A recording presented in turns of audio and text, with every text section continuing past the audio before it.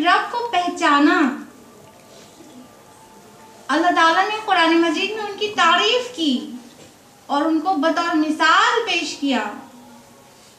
फरमाया सूरह तहरीम में सूरह नंबर 66 आयत नंबर 11 में कि मोमिनीन के लिए एक मिसाल है फिरौन की बीवी में। उसने अल्लाह से दुआ की, रब इब्ने ली इंदका बैतन फिल जन्नह, ऐ मेरे रब मेरे लिए जन्नत में अपने पास एक घर बना, वनज्जनी मिन फिरौन व अमली, और मुझे फिरौन और उसके अमल से नजात दे, वनज्जनी मिनल कौमिज़ ज़ालिमीन, और मुझे इस जालिम कौम से नजात दे। अल्लाह ताला ने मिसाल के तौर पर जिक्र किया कि देखो फिरौन की बीवी में तुम्हारे लिए एक मिसाल है। वो कितनी सरकश नाफरमान के घर में थी, बावजूद उसके उसने अपने रब को पहचाना और फिरौन के महल और उसकी दौलत में खो जाने के बजाय ऐशो आराम इतना होने के बाद उसने उसको प्रेफर नहीं किया। अपने रब से क्या दुआ की कि जन्नत में मेरे लिए एक घर बना और मुझे इससे नजात दे। यानी फिरौन और उसकी दौलत छोड़कर, जाहिर है कि वो तकालीफ उठाती लेकिन वो उनको कबूल था। इसमें गौर करने का बहुत नुक्ता है। वो क्या है कि हमें से कई खवातीन अपने बहुत सारे गुनाहों का इल्जाम अपने शौहर के ऊपर डाल देती हैं। मेरा शौहर बड़ा जालिम है, मेरा शौहर नेक अमल नहीं करने देता, हिजाब करने से रोकता है, ये डिमांड करता है, गलत सलत डिमांड करता है और मुझे नेक अमल नहीं करने देता। आपको क्या है? आपके शौहर तो बहुत कोऑपरेटिव हैं, माशाल्लाह मेरे शौहर बहुत कोऑपरेटिव है। तो आपको क्या है? मेरे जैसा मिलता तो पता चलता। ये क्या है?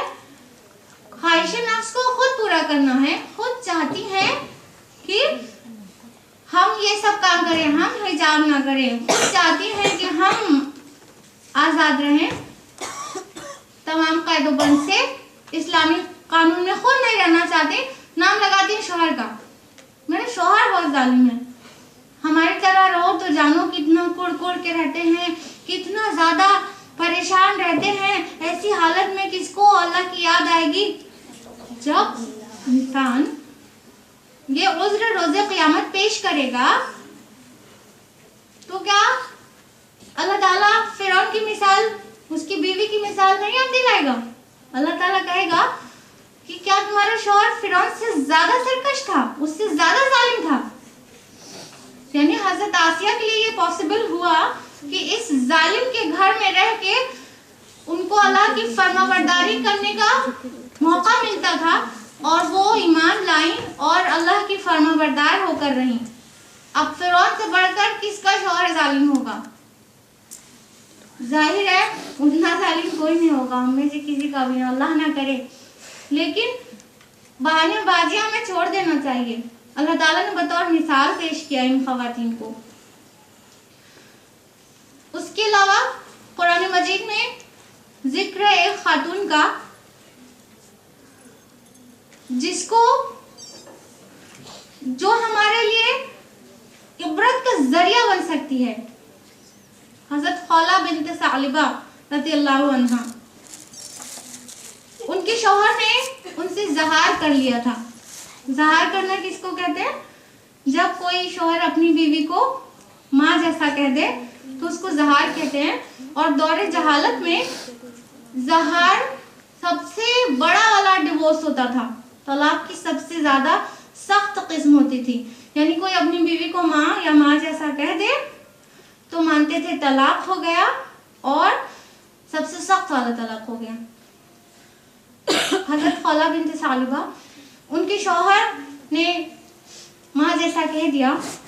अब छोटे छोटे बच्चे रसूलुल्लाह सल्लल्लाहु अलैहि वसल्लम के पास रोते बिलखते पहुंचती हैं, या रसूलुल्लाह ऐसा ऐसा केस हो गया है, कोई हुक्म सादिर फरमा दीजिए। अल्लाह के रसूल सल्लल्लाहु अलैहि वसल्लम खामोश रहते हैं। एक रिवायत में आता है कि गालिबन वो तू पर उस पर हराम हो गई। बहरहाल वो रोती रहती है, नहीं या रसूलल्लाह मुझे कुछ हुक्म दे दीजिए, मेरे बच्चे हैं और मैं अलग नहीं होना चाहती अपने शौहर से, बस रोती रहती हैं और शिकायत करती रहती हैं, डिमांड करती रहती हैं और रसूलुल्लाह सल्लल्लाहु अलैहि वसल्लम से बहस मुबाहिसा करती रहती हैं, जिदाल करती रहती हैं, यहाँ तक कि उनके रब ने अर्श मुअल्ला से उनकी सुन ली और वही आ जाती है जो कि लिखी हुई है सूरह मुजादिला सूरह नंबर 58 आयत नंबर 1।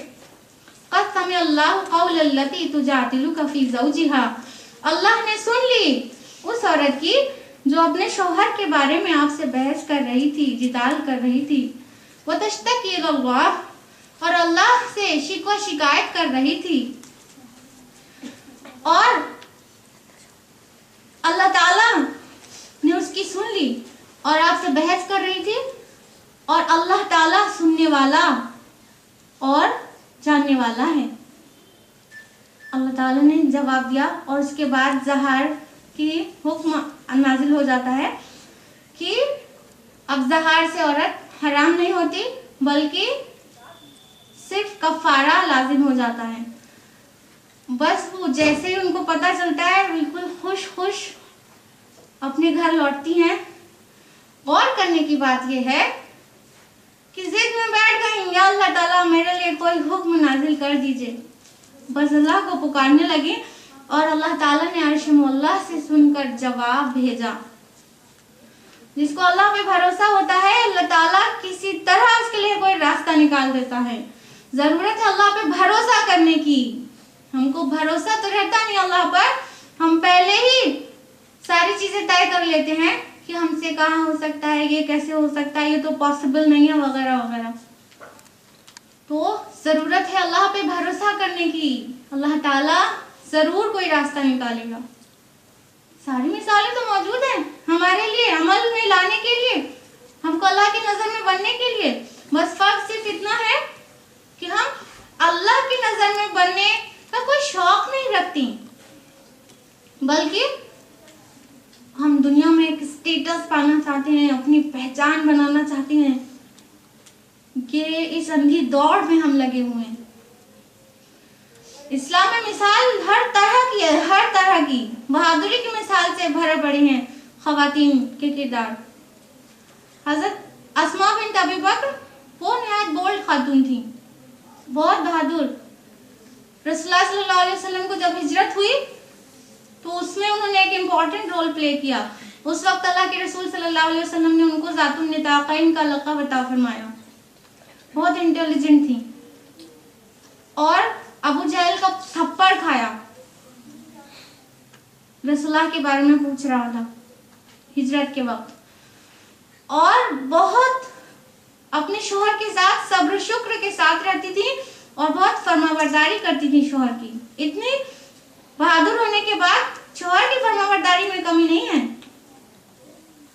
बहुत कॉन्फिडेंट। बावजूद उसके शोहर के साथ उनका क्या रिश्ता था, एक बेचने वाला आता है अपनी चीज को बेचने के लिए और इजाजत मांगता है, तो कहती हैं कि जुबैर की मौजूदगी में आना, मैंने इजाजत दे दी और जुबैर ने नहीं दी तो सौदा खरीदने में उनको अपने शोहर की इजाजत लेना फर्ज समझ में आता है। तो बहादुरी का ये मतलब नहीं होता कि हम शोहर के नाफरमान हो जाए, हम अपने वालिदैन के नाफरमान हो जाए। निहायत सब्र तहम्मुल से उन्होंने जिंदगी गुजारी। जब उनका निकाह हज़रत ज़ुबैर बिन अवाम रज़ियल्लाहु अन्हु के साथ हुआ, जो कि अशरा मुबश्शरा में से हैं, तो कहती हैं कि बुखारी की हदीस में दर्ज है, कहती हैं कि उस ज़ुबैर के पास कुछ भी नहीं था, सिर्फ एक घोड़ा था और एक ऊंट था। मैं उसको चारा डालती अपने से और पानी के डोल भर भर कर घर में पानी भरती, घर का काम करती, सारा काम वो घर का करती थी। बहुत गरीबी की हालत में थे उस वक्त ज़ुबैर बिन अवाम रज़ियल्लाहु अन्हु, और इतनी साबिरा खातून थी कि अपने बेटे को हज़रत अब्दुल्ला बिन ज़ुबैर रज़ियल्लाहु अन्हु को खुद कहती हैं, जाओ जिहाद पे जाओ, हम चाहते हैं कि तुम शहीद होकर आओ और हम अपने हाथों से तुमको इत्र लगाएं। जब माँ इतनी हिम्मत वाली हो तो बेटा क्यों ना इतना बहादुर हो जाए। हम में से हमारी समाज की माएँ होती हैं, अपने बेटे को कहती हैं मेरे नूरे नजर, मेरे लखते जिगर, मेरे नजर के पास रहो, तुम मुझसे दूर मत जाओ, मैं तुम्हारे बगैर जी नहीं सकती, तुम तो मेरे बुढ़ापे की लाठी हो, तुम तो मेरे जीने का सहारा हो, तुम मेरी नजर से दूर मत जाओ। जब माँ ऐसी होगी तो बेटा कैसा होगा? बुज़दिल। ये रोल है हमारा समाज में, बतौर माँ, बतौर बीवी, बतौर बेटी, इतना इम्पोर्टेंट रोल प्ले करते हैं हम। उनका बेटा शहीद हो गया, उस वक्त उनकी उम्र 100 साल थी। अपने बेटे को कफनाती हैं, इत्र लगाती हैं, उसके बाद उनका इंतकाल होता है। 100 साल की उम्र में हिम्मत देखिए, हिम्मत, ये बहादुरी की मिसालें। हज़रत सफिया रज़ियल्लाहु अन्हा जो कि रसूलुल्लाह सल्लल्लाहु अलैहि वसल्लम की फूफी हैं, वो नहायत बहादुर थी। अपने भाई हज़रत हमजा रज़ियल्लाहु अन्हु को मुसला की हुई लाश उन्होंने अपनी आंख से देखी और उनको फिंगर टिप से पहचाना। उनकी लाश का मुसला कर दिया गया था, आपको मालूम है? मुसला कहते हैं कि बॉडी ऑर्गन्स को काट दिया जाता है लाश के, तो हज़रत में ये काम किया गया था और अपने भाई की इस हाल में पड़ी लाश को उन्होंने हिम्मत से देखा। और ग़ज़वा खंदक के मौके पर जब तमाम ख़वातीन को हज़रत हस्सान बिन साबित रज़ियल्लाहु अन्हु के किले में हिफाजत के लिए रख दिया गया था, उस वक्त एक यहूदी चक्कर काट रहा था किले के बाहर, उसको डंडे से मार के काम तमाम कर दिया उसका। एक औरत थी, बहादुरी की इंतहा देखिए। हज़रत उम्मे अमारा रज़ियल्लाहु अन्हा एक औरत थी, जंग ओहद में हिस्सा लिया, रसूलुल्लाह सल्लल्लाहु अलैहि वसल्लम के डिफेंस में खड़ी रही, अपने शोहर को हिम्मत दिलाती रही, अपने बेटे को उनको तीर वगैरह प्रोवाइड करती रही और खुद भी लड़ती रही। अल्लाह के रसूल ने उनकी तारीफ की कि उम्मे अमारा तुम जो कर रही हो कौन कर सकता है। ये हमारा माजी है, ये हमारा पास्ट है, हर तरह की मिसालें मौजूद हैं। एजुकेशन, तालीम से लेकर बहादुरी तक, सब्र से लेकर सदक़ात तक, हर तरह की मिसालें मौजूद हैं। सारे पॉजिटिव एट्रीब्यूट्स बेहतरीन तरह से ख़वातीन में मौजूद थे। उसके बाद भी हमको क्या ज़रूरत पड़ गई किसी और की तरफ देखने की? सबसे बुनियादी सवाल ये पैदा होता है। इसका एक जवाब है कि जो हम गैर कौम की तकलीद कर रहे हैं और जो भी हमारी ज़िंदगी में गफलतें हैं, उन सब की बुनियादी वजह सिर्फ एक है, और वो है कुरान मजीद से दूरी। हम कुरान मजीद नहीं पढ़ते, नहीं समझते, नहीं अमल करते। हमने कुरान मजीद को तर्क कर दिया है। आपको मानने में तकलीफ होगी कि हमने कहा कुरान मजीद को तर्क कर दिया है। हम तो कुरान मजीद की तिलावत करते हैं, कोई रोज़ करता होगा, कोई हर जुमा करता होगा, नहीं तो रमज़ान में तो ज़रूरी एक बार साल में निकल ही आती होगी। कब तर्क कर दिया है? कुरान मजीद को हमने अपने अमल से तर्क कर दिया, उसके सारे हुकूक हम नहीं अदा कर रहे हैं। हमने जुल्म सितम के पहाड़ तोड़ दिए कुरान मजीद पर। हम पढ़ते हैं तो समझते नहीं, समझते हैं तो अमल नहीं करते। ये हमारा हाल है। चूंकि हम कुरान मजीद से दूर हो गए हैं, इसलिए हमको हमारे फराइज याद ही नहीं रह गए। हमारे फराइज से मुंह मोड़ने की वजह से, अल्लाह से गफलत करने की वजह से अल्लाह ताला ने हमको हमारे खुद से भुला दिया। ये क्या कह रहे हैं हम? अल्लाह ताला फरमाता है सूरह हश्र में, सूरह नंबर 59 आयत नंबर 19 में, उस शख्स की तरह ना हो जाना जिसने अल्लाह को भुला दिया, तो अल्लाह ताला ने उसको अपने नफ्स से गाफिल कर दिया, अपने आप से गाफिल कर दिया। तो आज हम अपने आप से गाफिल हो गए हैं। क्या कहना चाहते हैं हम? अपने से गाफिल कहाँ है? जरा सा बीमार होते हैं फौरन डॉक्टर के वहां जानते हैं, भूख लगती है फौरन खाना खाते हैं, कोई तकलीफ हमको होती है हम फौरन उसका इलाज ढूंढते हैं। कहाँ गाफिल हुए? असल में हम अपने जिस्म से गाफिल नहीं हो गए, हम अपने असल वजूद, अपनी रूह से गाफिल हो गए।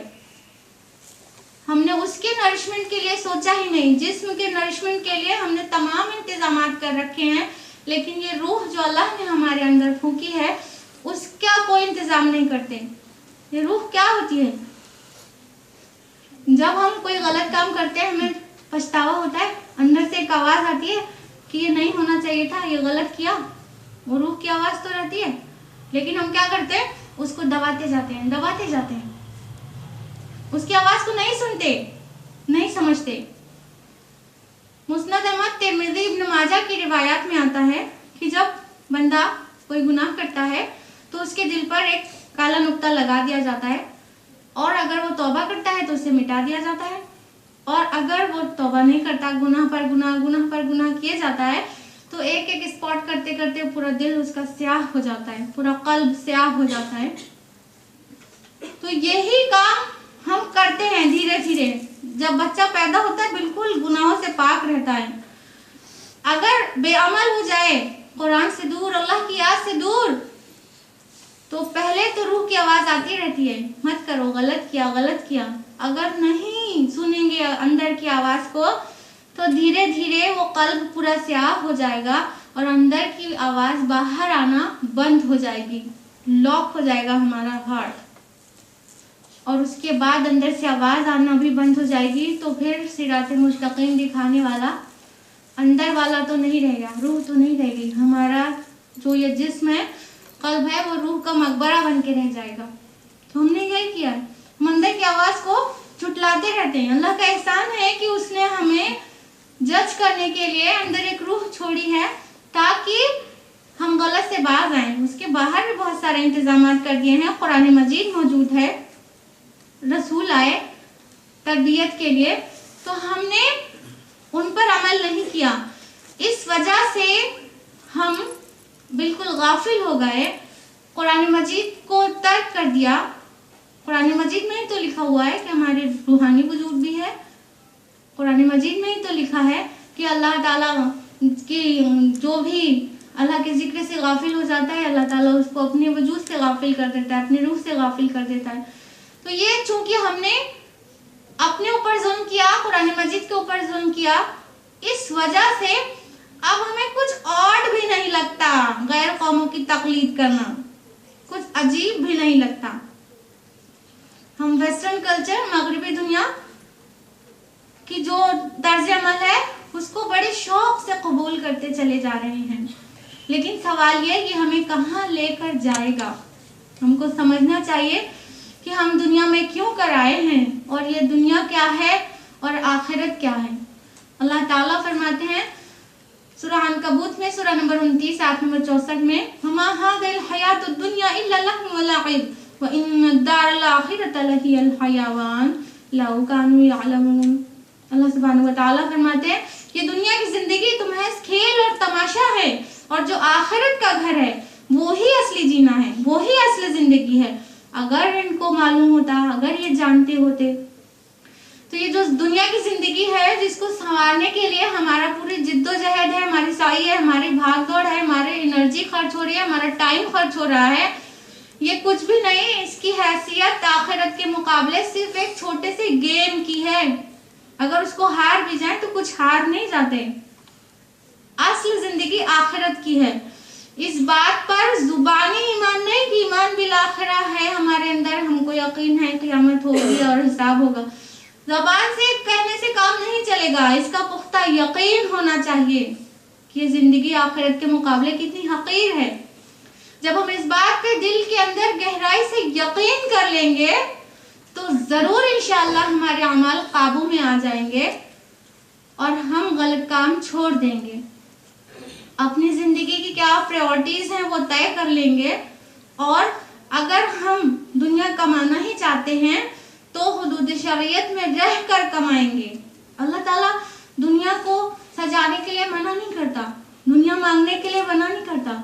कितनी खास दुआ है सूरह बकरा सूरह नंबर 2 नंबर 201 में, रब्बना आतिना फिद दुनिया हसना व फिल आखिरति हसना व क़िना अज़ाबन्नार।